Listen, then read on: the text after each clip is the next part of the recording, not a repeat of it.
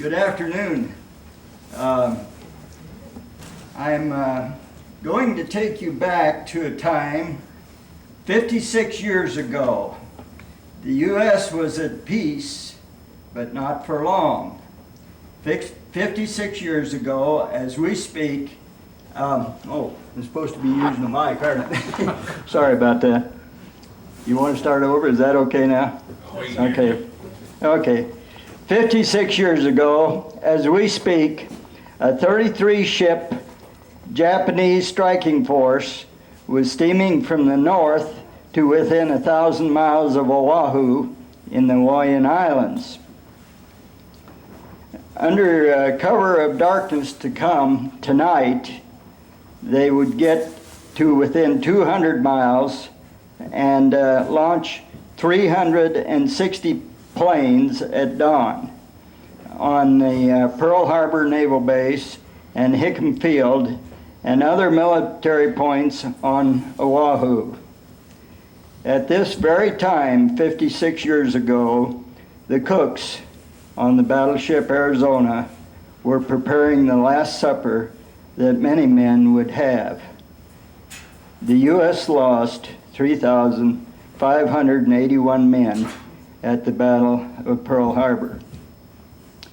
On December 8th, 56 years ago, Franklin D. Roosevelt declared December 7th, 1941, as a date which will live in infamy. Someone once said, "Character is not an inheritance. Each person must build it for himself." Our country was thrust into war, and many young men found themselves in various branches of the service developing character because of the responsibility put on them by their superiors. We have 6 of those men with us today. They will have some words to say and will be around afterwards for questions.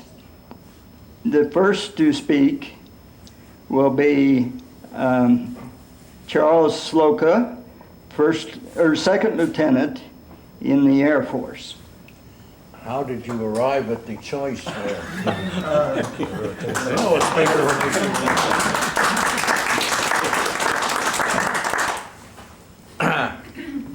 We were told by Fred to limit ourselves to 5 minutes, which is long enough.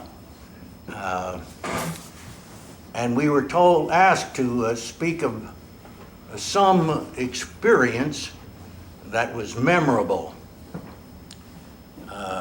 As a B-17 co-pilot, flying with the 15th Air Force out of Foggia, Italy, over targets in Germany and the Balkans, my I suppose most memorable experience was the mission on which I was shot down. That only happens once, and so you tend to remember it. I've got B-17 pilots to the left of me and to the right of me, Phil Horton and Vern Cedar. And so what I'm saying to some extent is familiar, but they didn't get shot down, so it is a little different. What is familiar is the experience of flying formation.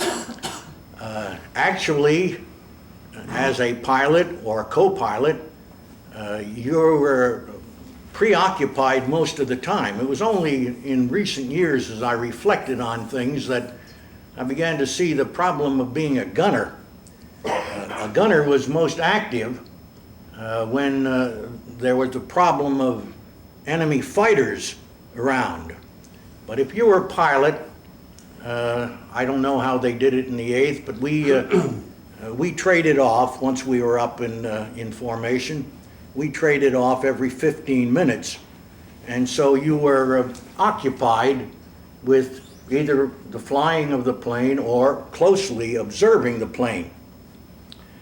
And that was the steady procedure, and you would hear sometimes if you had fighters in the area, you would hear over the intercom the chatter of the crew, and you would hear the staccato sounds of machine gun fire. But generally, that wasn't a part of your concern. You were just flying that airplane, and it was quite a task. But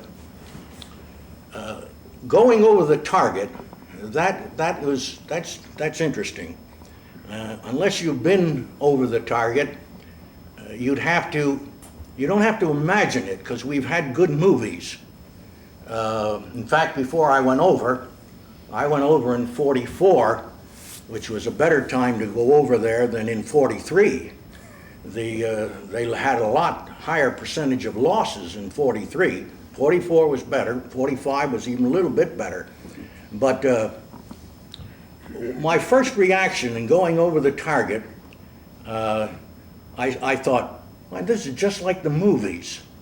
What you saw were the flak field, this whole big set of black puffs all around you, and very close. And I had seen some World War II movies. I think I'd seen 30 Seconds Over Tokyo, and there had been others before I had gone over. And so that was an initial reaction, you know. It wasn't one of I don't know. When you get in new experiences, you don't quite know how you're going to feel. But that was one of my first reactions, just like the movies. And so long as you come out all right, and you go through those, and none of them hit you, and you drop your bombs, and you move back and come on back home. And in the Air Force, it was a little bit better than if you were in the infantry, because, well, you get back home, and it was like you're a long way from the front. The next day, you weren't up for a mission. You can go out to, I was in Italy in the summertime, and go out to the beach or something. I was a different kind of a war than the infantry or some of the other people were fighting. But over the target, it was menacing, and the mission in which we were shot down, it was way up in northeast Germany. We were flying to hit the Blechhammer oil refineries, which are up near Breslau, which now I think is a part of Poland after they divided up the land. And that time, we were hit by flak, and it was just a huge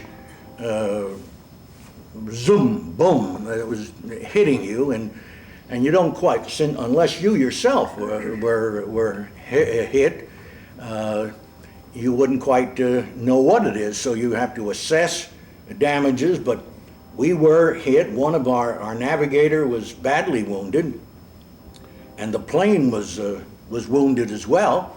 And it wasn't long. I mean, we were out of formation, and it's interesting because the pilot had decisions to make. One of the things of being a co-pilot, you don't have to make decisions. It was probably I had the right role for myself.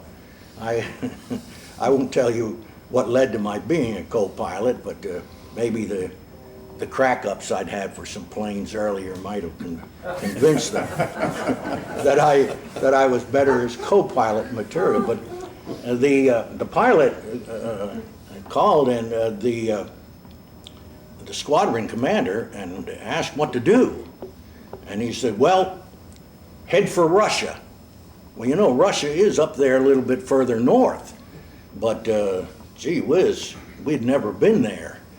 And so we just turned back and followed the fading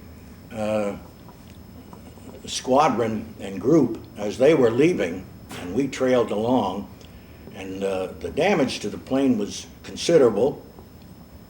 We lost an engine, and the propeller, we weren't able to feather it. And when you have a windmilling propeller, it sets up a considerable amount of turbulence and vibration. It has been known that, I don't know, it didn't happen has been known to shake a wing off, and so there is a danger there. And we losing altitude all the time, and badly wounded navigator, and heading home toward the Alps, which we wouldn't be able to cross over this time, and kind of confusion going on, and this was over a period of, must have been a couple hours looking at it now. The pilot told me to go on back and see what the crew was doing. It must have been, I can't recall whether our intercom was out or not, but I then went on back to the crew, and the crew was rather concerned, and they had opened up the door there and were ready to jump, and those of us that were all right, we had our chutes handy. Being a pilot, you were best protected because you had a armor-plated seat, and we always, I don't know what you people in the 8th did, but when we went over the target, as the pilots there, we also put on our steel helmets on over you've ever seen movies of them. They have their regular stuff and their mics and everything else, but we always put those steel helmets on. So, but I was back there, and they didn't know what to do, whether to jump or not, and I looked out the window, and we were getting awfully close to the ground, and I realized I myself, well, again, how much time elapsed I don't know between the time I left the cockpit and went on back, how much time had elapsed, but I hadn't known what the pilot intended to do. But because the navigator was so badly wounded, there wouldn't have been any chance for him at all to survive if we had given a command to bail out. And so what he did was the only thing possible that would have given them a chance to survive. He decided to crash land the plane in a farm field, August farm field, and so when I learned that, I could see that, we went into our regular procedure for a crash landing, and I need not go into that, but there is a regular procedure. You're prepared to go. You go in the radio compartment, and you brace yourself against the back, and then the others brace themselves against you, and that's the way it's done. I might say this, because after the war, and many years after, I did become a churchman. And one of the things that I remember when we were moving along and in danger, I have to smile about this, because I raised my fingers to the ground. I said, "Don't worry, he'll take care of you." And almost the same time as I said that, there was a flash of recognition, as if to say, "What are you talking about? You haven't been to church for years." And this is the truth. This is the truth. But when later on we did get on the ground, the ball turret man, he said, "Gee, Lieutenant, you were right. He did take care of us." But there was some heroism on the plane. Our bombardier, we were all with our parachutes, and the bombardier in the B-17, he's up in the nose with the navigator, and when the navigator is just lying there, bleeding and in terrible shape, the bombardier, he took off his chute, and that if we were to bail out or whatnot, he was going to go down right with the navigator. And I thought that was to me heroic. And I put him in for a Silver Star, but Army being what it is, I don't know, maybe I didn't indicate it well, but he deserved it for bravery, to have been willing to give up his life just to be a company to the navigator if the navigator was dying. We landed in a cornfield in August, you can imagine, wheels up, and Bombardier had a nice picture there in the nose, and those corn stalks just clip, clip, clip, and but the navigator didn't survive. He was the only one of the crew that didn't. And then civilian authorities and then the military authorities came along and took us and began a career. The Germans always said, "For you the war is over." And but it was a different kind of a war as a POW. That's more than my 5 minutes, but that was pretty close. Okay, well, thank you very much. I think next we'll have Chief Petty Officer 3rd Class, who was in the United States Navy, Mr. Ben Taylor. And Ben says that he has a rating on his of a Specialist X. Boy, that sounds like something from the CIA, Ben. Is that true or not? No, it's not true. You have to get the... Yeah, give him the mic. I'm the low man on the totem pole, and I have no business to be up here with the rest of these real veterans. When I was on guard duty out in the Navy camp at Farragut, I did something that the officers liked, and they recommended me for Corps school, and I refused, and I'd take open sea duty. Well, it worked out that I finally got into the art department making posters of how to do things, and one of my most successful ventures was making a series of posters on how to weld. The shades of the blue flame on the welder and what to do and what not to do. And a guy had interviewed me when I was first in the Navy, and he says, "If you'll tell me the truth, I can do some good for you." And when I was back in Rhode Island, in Newport, word came through that I was assigned to the Navy Catalog Office in New York City. The envy of all the guys I was with.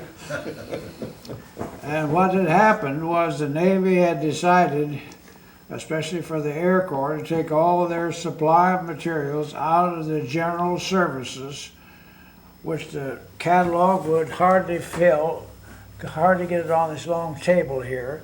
So they took all of their supplies out of that, and every department had a lieutenant in charge. We were working on an office in Wall Street, and they didn't know how to do it.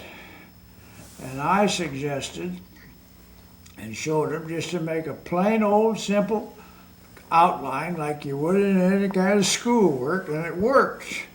And we published the first Navy supply of goods. That's my most exciting experience. Was that. Then the other thing was when all the big shots would come to New York City for a parade, some officer, high up officer, with gold braid from his wrist clear up to his shoulder, would come in and tell us what a wonderful job we were doing.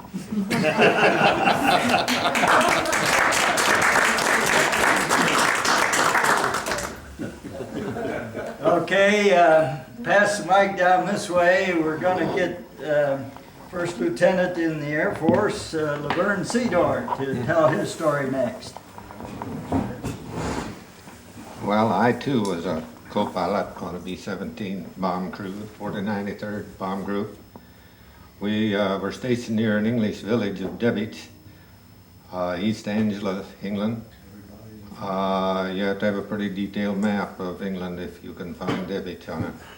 It is just north and a little east of Ipswich. It's big enough that you would see it. We were a late crew. We flew our first mission, I think it was on the 7th of January of 45. We just completed 25 of our required 35 when the war ended, which made us in position to take part in what I'd like to tell you about. It was within a week, maybe 2 weeks, of the end when there was reports that people in the Low Countries, the Netherlands, were starving or on the verge of starvation. And through a truce arrangement with the Germans, our bombers were loaded with food, and we flew across the channel at low altitude and dropped this on a racetrack just outside Amsterdam. These people, the Dutch, knew we were coming, and they were there by the thousands. A solid mass of people all around this drop area. We came in right over them, low altitude. We was close enough we could see their mouths were open. They were waving at us like crazy. We dropped, pulled up over them the same way. We did this 2 consecutive days. And as one of our crew members, I remember him remarking, it sure was nice to be helping people for a change. We had flown a mission not too long before that had been designed to kill German civilians. Whether we like to admit it or not, that was the purpose of the mission. So this experience was a real upper for us. I was in Chicago about 4 years ago for an 8th Air Force reunion, and I went on a bus tour of the city, and our guide mentioned during the day that he had grown up in the Netherlands. After the tour was over and we were on our way back out to the motel, he came back through the bus, and I asked him if he remembered these food drops, and he said he sure did, that he was 5 years old at the time and stood on top of their apartment house and watched the planes come in. And his mother had gotten enough flour to bake bread, and he remembered how well it tasted, even though, now he said all they had to put on it was grease. I wonder if he didn't mean lard. But anyway, and he assured me that the Dutch people had got this food, that the Germans hadn't confiscated it. So, as I say, this is probably one of my most memorable experiences. Thank you.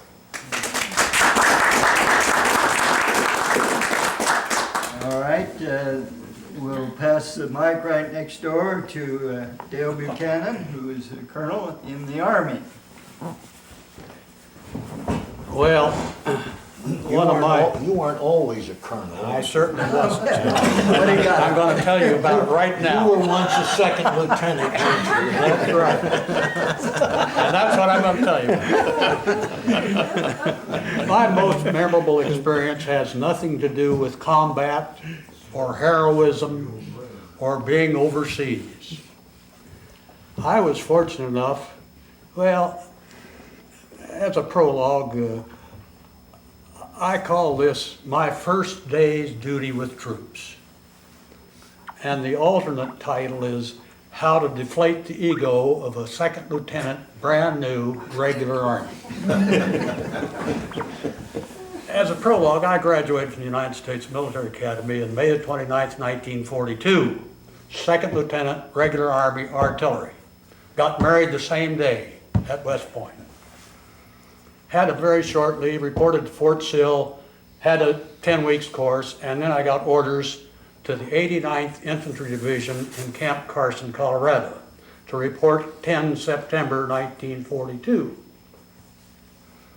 So I got Orpha, my wife, in the car, and we headed up towards Colorado, and I put her in a little motel out in Manitou Springs, just outside of Colorado Springs. She was pregnant by this time, and reported for duty about mid-morning on the 10th of September. I finally found the division headquarters, and as I was signing the register, signing in for duty, somebody tapped me on the shoulder. I turned around and recognized this first lieutenant by the name of Bill Hard. Bill Hard had been a plebe while I was a second classman at the military academy and had been found academically insufficient. Went home, he was a reserve officer, and he was now first lieutenant, and I was a second. Okay, I reported the adjutant. He said, well, you go on down to Division Artillery and report in down there. General Brittingham will have some words for you. So I finally found the artillery headquarters, and I reached up, said knock before entering. I reached up to knock on the door, and someone said, take that cap off and don't ever see it again. Big fat captain come to the door. I had one of these visored caps. We don't wear those in this division. Yes, sir, I understand. I said, Lieutenant Buchanan, reporting for duty. He said, well, come in here and sit down. General Brittingham will want to see you. So I said, okay, and he handed me a file and he said, read this. It was the uniform regulations, is what it was. About 15 minutes later, he said, General Brittingham's ready to see you.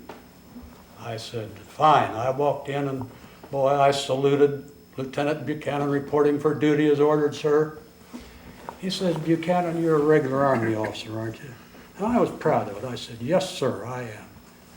No goddamn place in this outfit for you, son. and I was taught as a plebe at the military academy in such situations to say, sir, I do not understand. And that's exactly what I said to him. Sir, I do not understand. He said, well, I'm a regular Army officer. My executive officer, regular Army officer. All my battalion commanders are regular Army officers. And if I keep you, I'm likely to lose one of those. More than my quota. So I said, sir, I understand. He says, well, you'll be around here for a couple of days and we'll cut orders for you to get out of here. And here's my wife thinking I'm all alone out here in this little motel. Well, anyway, he said, in the meantime, you go down to 341st Field Artillery Battalion and report to Howard John. And he'll talk to you a few minutes, but find something for you to do for a couple of days. So I went down and talked to John. He said the same thing that General Brittingham said, that I was going to leave in a couple of days.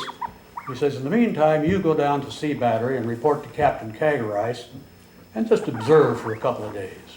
So I finally found Sea Battery and finally found Captain Categorization. Captain Categorization was the Pennsylvania National Guardsman. How he got in that division? Well, it was everybody was that division. It was a newly formed division. But anyway, he said, Buchanan, we're overstrengthened in second lieutenants.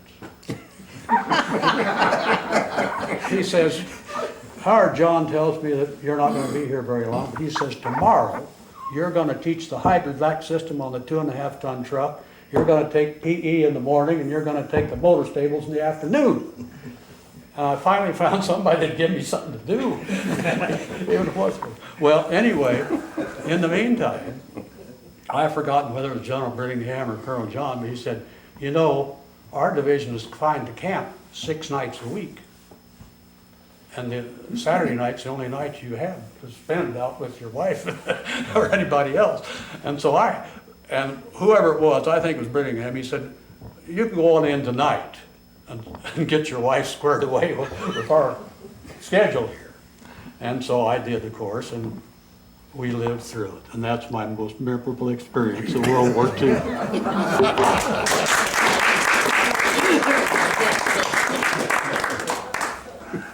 Okay, next we'll have Phil Horton, who was a first lieutenant in the Air Force, tell his story.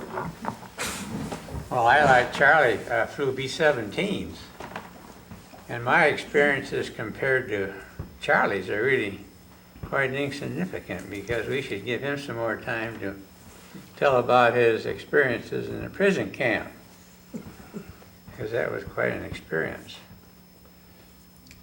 Well, I think my most memorable experience happened over Ludwigshafen in Germany. On this day, the flak was quite intense, and we lost 2 engines, and we lost our oxygen supply, and the bombardier was injured. It happened right over the target, and he was looking through the bomb sight, and just as he released the bombs, a shell struck the plexiglass window. Excuse me. And the glass splattered, and some of it splattered in his eyes, so he couldn't see. And the navigator was down in that area with him, so he took care of him. But we had to leave the formation. And after leaving the formation and descending, because we lost our oxygen, we had these fighter planes all around us, friendly fighter planes trying to protect us. And that was certainly a source of release. But I have to consider those, this few minutes, my most exciting experience.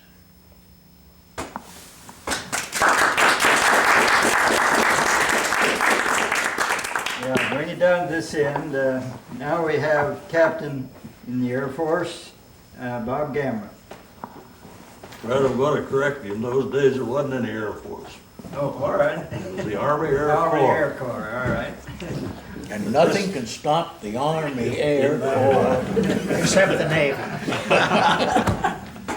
It takes me about 5 minutes, Fred, just to get started, so sit back. In fact, it reminds me, Evan said everything reminds me of a story, and it does. This old country preacher, which Charlie might relate to, went to church one Sunday to preach, and he looked out in the audience, and it was a bad day, and there was one farmer that showed up. And he thought, boy, he said, I'm going to give him everything.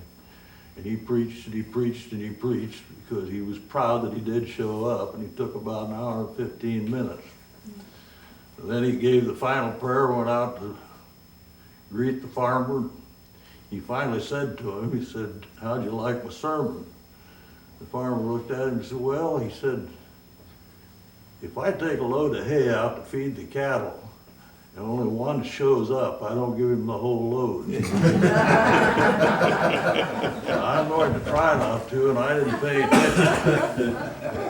I didn't try to, or pay any attention to what Fred told me to speak about, but I spent just short of 29 years in the military service.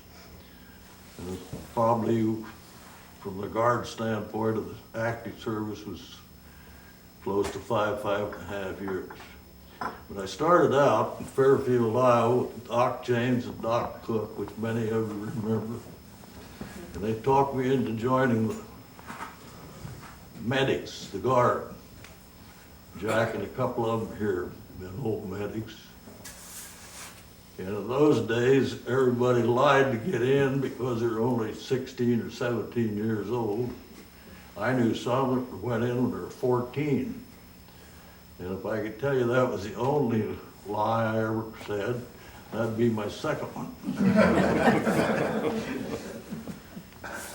But I think all of these people sitting here today and those of them in the audience had any military training prior to World War II will admit what I say. We were one poorly equipped army. I even had a stretch of time in the Naval Reserve on board the old USS Arkansas. We were a poorly equipped Navy. Germany, England, France, Poland, Russia, yes, Italy, China, Japan. You know, ranking of 1 to 10, we were ranked probably about 7 or 8. My first year at camp was at Dodge. My second year at camp was at Ripley. It was the largest maneuver of the 34th Division since World War I. You wouldn't believe what our medical chest held. Iodine, rubbing alcohol, a couple of salves, and a bunch of aspirin, and a whole lot of bandages. 1 or 2 of them, the boys from Birmingham dumped up and filled with homemade alcohol. That was used both ways. The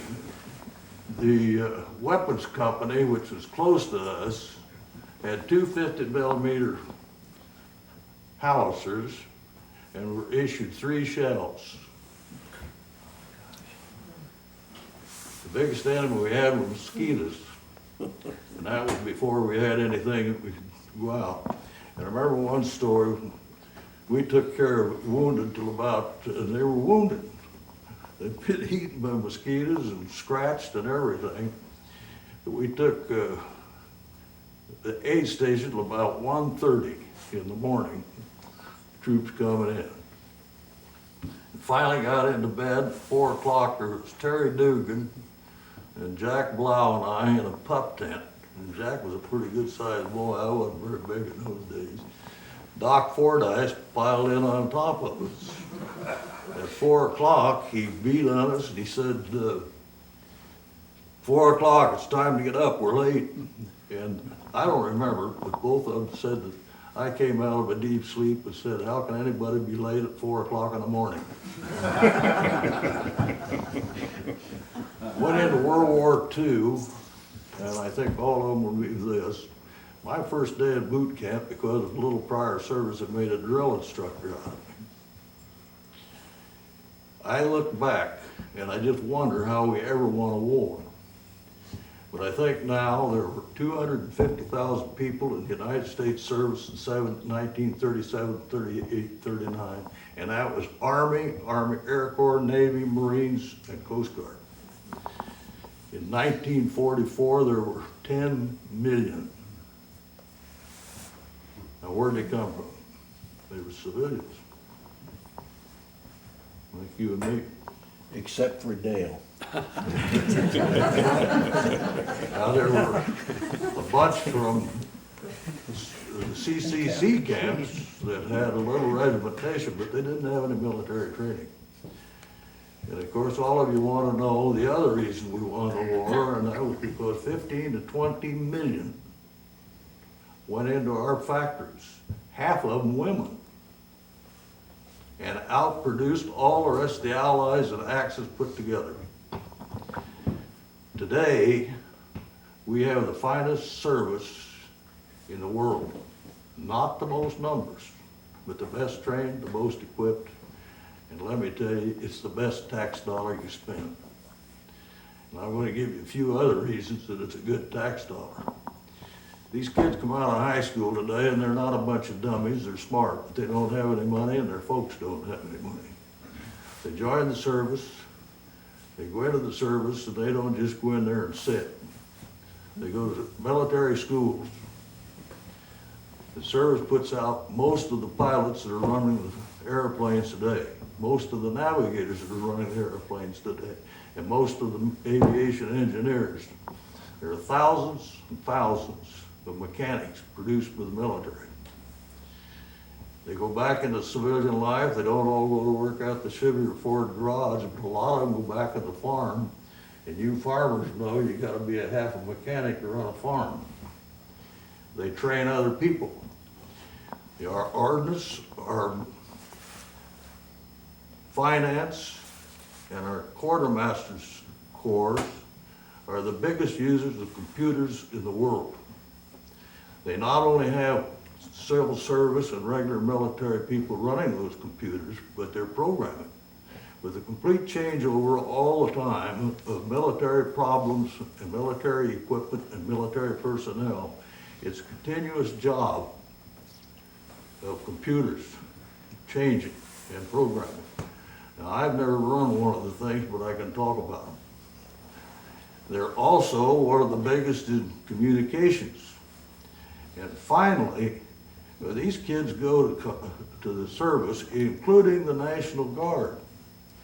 They earn credits, rights to go on to college. And right out here in our Guard, we've got people going to college paid by the state of Iowa.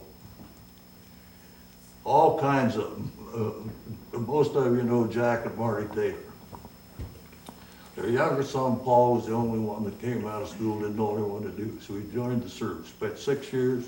Ella and I were honored last spring to go to his graduation at St. Ambrose. And it's just thousands of them like this that are being educated because of the military. Now that is a tax dollar well spent. And finally, I'll sum this up. If we'd have had a military in 1941, like we have today, there would not have been an attack on Pearl Harbor.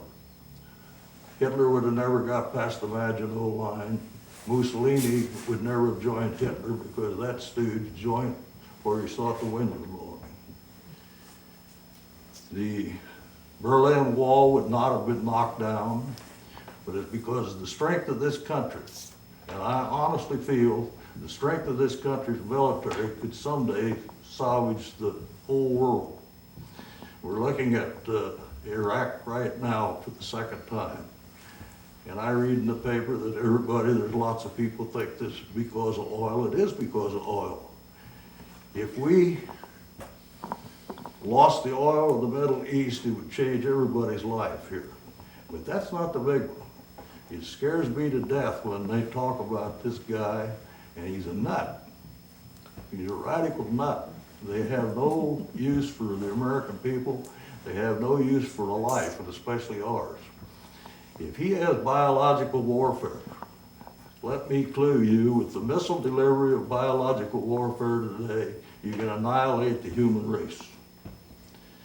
At least it would go back into the times of the Middle Plagues and all of that. And the safety of this country, and I think very possibly the safety of the world, is to keep a strong military force, and especially a strong civilian military force. Our Guard people out here are highly trained. When I was the Guard and had the top command, I was pretty proud of the Guard. Nothing compared to what it is today, 28 years later. You can't believe the ability of these engineers. The band is second to none in the United States Army. Our band right here. And by the way, they have a concert next week. And you'll say, well, all they do is toot the horn. I want to tell you something. The band has a duty in combat. Their guards, if it's in a retrograde movement, they've got to fight. And in the state of Iowa, every year they have rifle contest, one thing. And our band won it last year against all rifle companies, all of it. I think it's the second or third time, Fred, I believe you used to be in the thing. Well, I know they did win. I don't know how often, but I was aware they won. So thank you.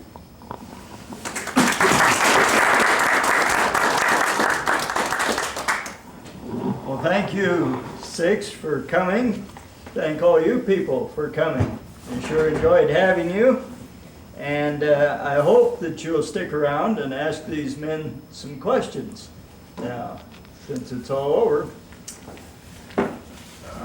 This is the museum, Fred. Is that what we're looking at? This is the museum. Okay, I've never been up here.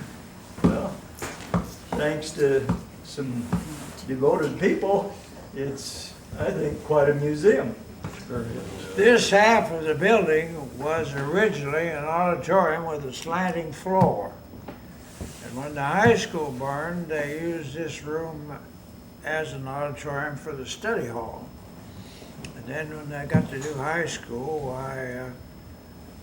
Dr. Paul Sells and I went to work on this thing and built and arranged most of these cases.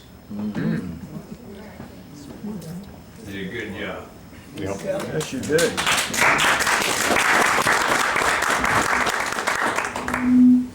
Oh, my, Very there's the familiar old... rogues gallery up there. That's where those pictures went, huh? You want them back again? No, but some are familiar.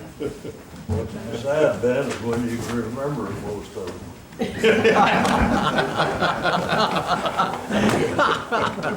Oh, my. I'm Mark Schaefer. Good afternoon. I'm Mark Schaefer, speaking from the Carnegie Historical Museum in the top floor of the old library building.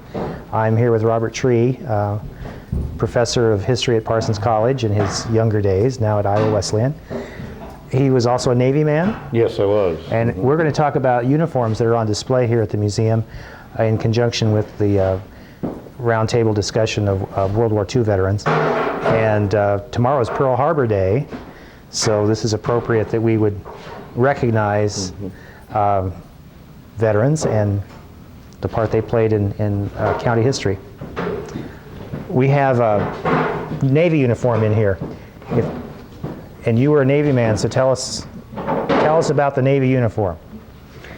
Well, Excuse me, and I'm not sure, we have some glass reflection problems, so we'll have to All right. let the camera get in here. This was Leroy Foster's uniform, and if the camera can get his picture here, I'm assuming that that is the uniform that we have on display here. So anyway, tell us about the Navy uniform. Well, this was the uniform worn by enlisted personnel. It was what were known as the dress blues. The dress blues meaning that you had the white piping around the collar and also on the sleeves, and you also wore the neckerchief. The daily work uniform that you used when you were on duty working, so forth, you didn't wear the neckerchief and you didn't have the piping around on the collar. But when you went ashore or when you left the base, you'd better have this uniform on, especially if you were in the cooler climates. If you were in some of the warmer areas, the dress uniform might be the whites, which were very comfortable in warm weather, but murder to keep clean. I bet. Because they had to be washed every day to keep them looking decent at all. One of the features of the Navy uniform, the enlisted man's uniform, is the 13-button flap there, which most everybody learned to button in record time. But if you didn't want to button everything, if you just got the 2 buttons, one on each corner, why, at least you were decent. There you go. Now, when were you in the Navy? I was in the Navy at the tail end of World War II and in the immediate post-war period. Okay, and what ship or ships did you I serve? never got past shore. Oh, darn. I got to Tidewater and I got to sea ships, but never got aboard one. I've had to pay my fare anytime I've been on a ship. Well, we're going to break from this uniform and then look at Navy women's uniform. Okay. Okay, now we're at the case with the WAVE uniform. What does WAVE stand for? Women's? Women's Auxiliary Volunteer Service or something like that. That's close at any rate. Okay, all right. And they were the Navy's equivalent of the Women's Auxiliary Army Corps. Okay. And you were saying the uniforms or the WAVEs themselves were attractive? Both were attractive. Okay, all right. But the WAVE's uniform was, I think, very definitely the most chic of all the women's uniforms. And one of the reasons is that the very prominent fashion designer of the late 30s and 40s, a man by the name of Mambouche, was hired by the Navy to design these uniforms. And was he a Parisian couturier? He was a Parisian couturier, yes. All right. And and one of the very best in his era, sort of the Christian Dior of a later period, and Yves Saint Laurent, so forth. He was really one of the best.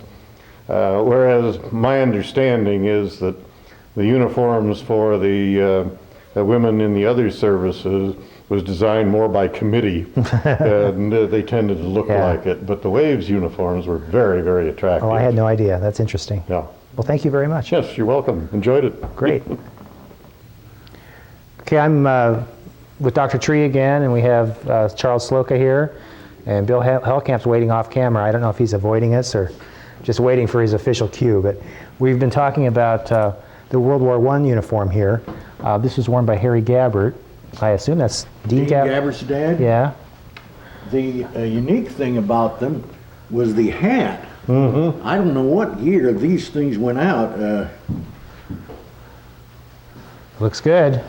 But it looks like you could lead the Boy Scout troop any day now. That's true. The scouts. The scouts took used that over. Yeah. Mm-hmm. But this uniform, those who remember Harry Truman, President Truman, he had combat service in World War II as a World War I. World War I as an infantry captain, and led troops in Is this war. an officer's uniform? I mean, or not? It doesn't look to be, Because it doesn't because have- there are no insignia. No insignia. And Okay. there's no brass buttons. That's no true. insignia on it. And, Would those buttons have always been dark like that, or should they have been polished? Yeah, that I couldn't tell you. I don't know. I doubt it. I don't think they would have been polished. But these things were unusual. I don't know how, The leggings? yeah. Those were puttees. Spiral puttees. Uh-huh. What a They said pain. my dad always told me when doing reveille, that was the favorite trick to play on somebody. Because you had those all rolled up, sitting on the end of your footlocker, and the first thing you had to do was put those on. And the trick was you unrolled them. And everybody was milling around and standing on them, so you couldn't get them off of the floor to put them on. That's Bill Hellkamp talking about that. Well, that's Father great. was Army? Yeah. World War I. World War I. Now, next to that, I don't, if the camera can get in, we have a summer uniform that was George Harden's. This one looks to be, like, Yeah, that's World War II. yeah. Yeah, World War for sure. II. Yeah. Lighter And weight you fabric. notice up over the right-hand pocket there is what was familiarly known as the ruptured duck. That was the insignia that was issued to you when you had been discharged. Oh, okay, let's get a And close-up you on wore it that. on your uniform. Because at the end of World War II, civilian clothing was in very short supply, and so many of all continued to wear bits and pieces and parts of uniform, and that showed that he was discharged from the service. Oh, my. So he could officially be a civilian. Graduate He was school, officially a going civilian. to college after World War II. Yeah. Almost everybody was in pieces of uniform. Absolutely. You wear all that stuff out. Well, I remember my It dad's. was the most motley collection of uniforms. Well, my dad had Army T-shirts, the sleeveless T-shirts, the khaki-colored green You see, that T-shirts for years. That khaki uniform was in effect up until the late 50s, where you had the long sleeves and you wore a tie with it. Middle of the summer, by the time I'd get to work when I was in the Philippines in the early 50s. Oh, my. When did this Put belt these- go out of style? Because that was World War II. Yeah, With that belt buckle, that probably didn't go out of style till late 50s. Is that right? But those things, by the time I got to work, I was soaking wet. I'll bet. I'll bet you were. And it wasn't till the late 50s. Just couldn't wait to get into that air-conditioned office, could you? And there weren't any of those. The Late remarkable 50s, they- things about the services in the last decades is that they only wear uniforms on base, or when we were in service, I mean, you wore your uniform all the time, and that's just strange to people today. I have a daughter of mine who spent 8 years as an Army nurse. I've only seen her in uniform once in all that time. Of course, she wasn't home all the time, but always in civilian clothes. It may have been the Vietnam War, with the people You wonder. turned against the Army and turned against service and all of that, that led people to take off the uniforms and just fade in with the crew. But, Yeah. World War II, my goodness, you stood out when you weren't in uniform. Remember, just about everybody was in uniform. Right, and you were subject to disciplinary action if you happen to be caught by the MPs of the Shore Patrol in civilian clothing, and here you were, a military person. It was so strange to see a civilian shirt. When I was in pre-flight, which we'd been in service now about 6 months already before we got down there, most of us had all sent our clothes home. But here at the bottom of this guy's duffel bag, he brought out a white shirt that he hadn't sent home. He put that on, and he had a maroon knit tie, and boy, did he just strut around. Just the shock of that. Sure. All you're seeing your uniforms day and night. Right. Well, moving on to Yeah. the other uniforms. Do we need to come, let's just start on the end where we have the open door. This is a World War II uniform that I'm familiar with, and it's well, that's a nice bar on that. That's second lieutenant's bar because it's brass. I mean, first is a silver, but he's not a flying officer, because if he were a flying officer, he'd have wings. Pilots, navigators, bombardiers, gunners, everyone had wings, and they would wear them over that. But this was what we call the green uniform, and most of the time, your dress uniform, you wore it with what was a pinkish color trousers. Okay, if you want to sure. see what they look like, you want to see a movie, White Christmas, I think is the one, where Bing Crosby comes in and all those officers, and they're all dressed in the green top and the pink trousers. So that's what they mean by in pinks. color. I always That's wondered where what that you see meant. it. Okay. Yeah, and they just referred to those as the pinks.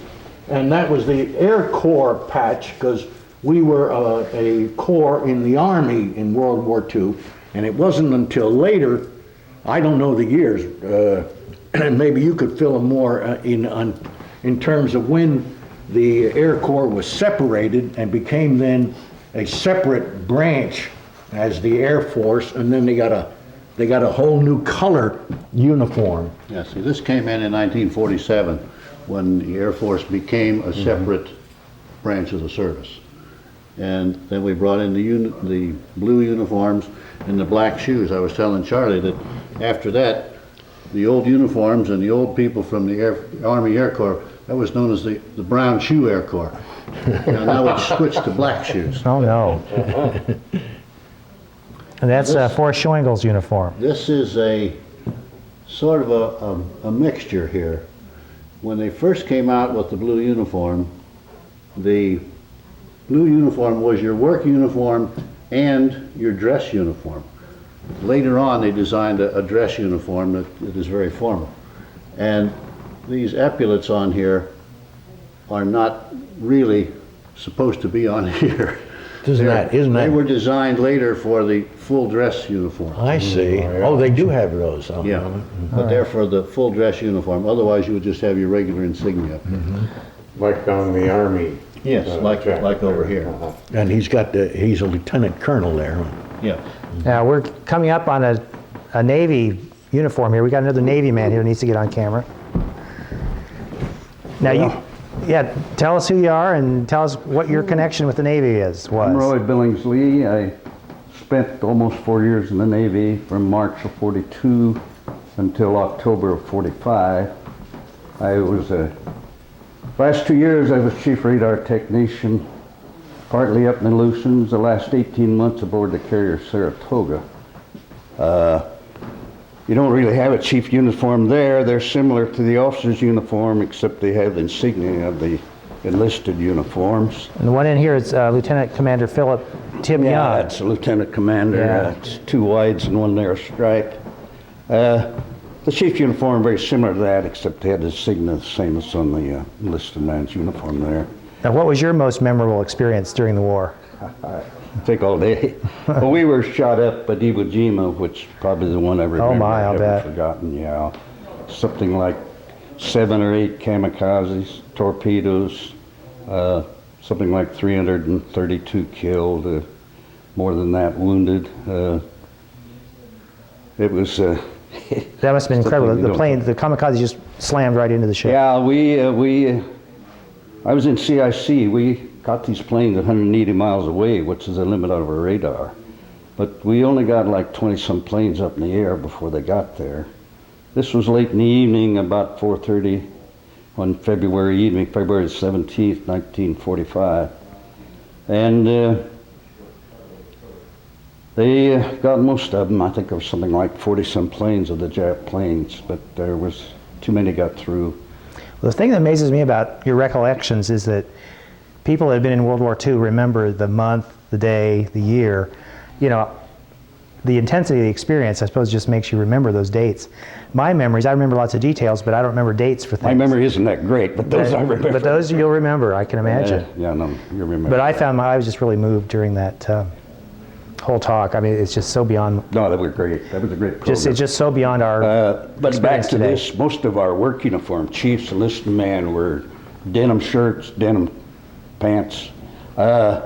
And the dress uniform, I wore grays. I very seldom wore the blues. We had the dress grays, which are similar to those. And the chief work pants, same as that, khakis, gray khakis or tan khakis.